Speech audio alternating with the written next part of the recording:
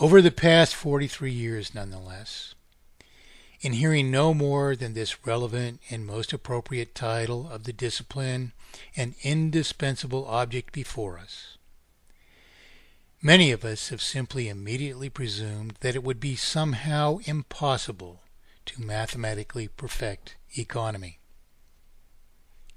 But how? How could that possibly be? There is no good or genuine accountable answer. For if it were true that we cannot develop the means to sustain the simple objective of tokenizing our production and trade, it would be impossible too to execute such simple endeavors as accounting.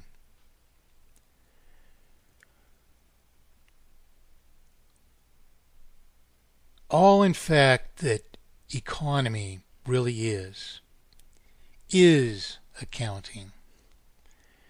For in essence, economy is to travel the kind of road any plausible life cycle of currency must travel, if it is simply to sustain the just common objects of all man. It is inconceivable the classes of demand upon any prospective concept of currency cannot be categorized. Why not? Particularly as the only tools to inflict injustice upon us are any possible combination of no more than volumetric impropriety or exploitation by purported interest. Is it conceivable we can never ascertain the obfuscation of our very own promissory obligations, which is responsible for the effects everywhere around us?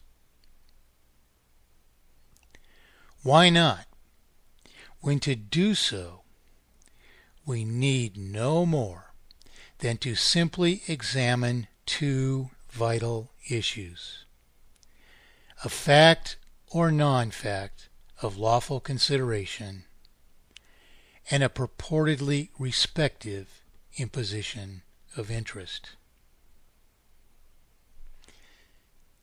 Indeed, then, we can know all the ramifications of both true and falsified economy, in fact only by prospective categoric fault.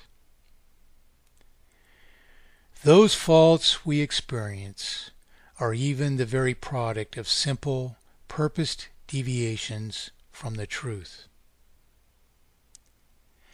How then can we, men too, possibly not know or understand them?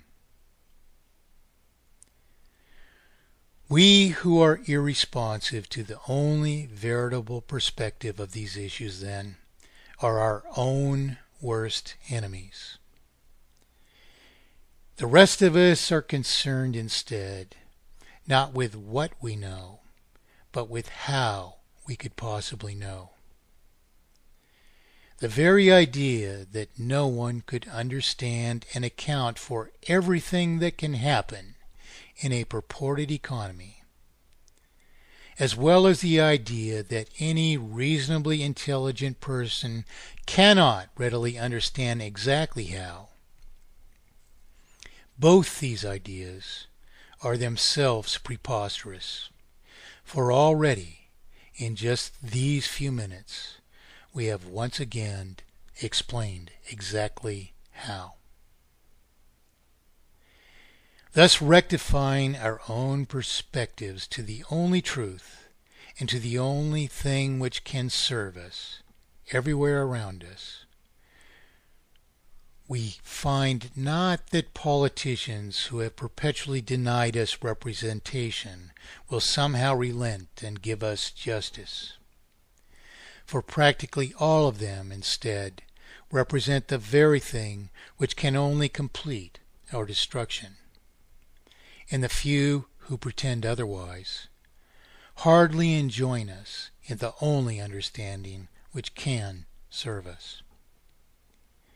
We the people are our only hope, if and only if we can hold each other accountable to the truth as gentlemen. Thanks again for listening.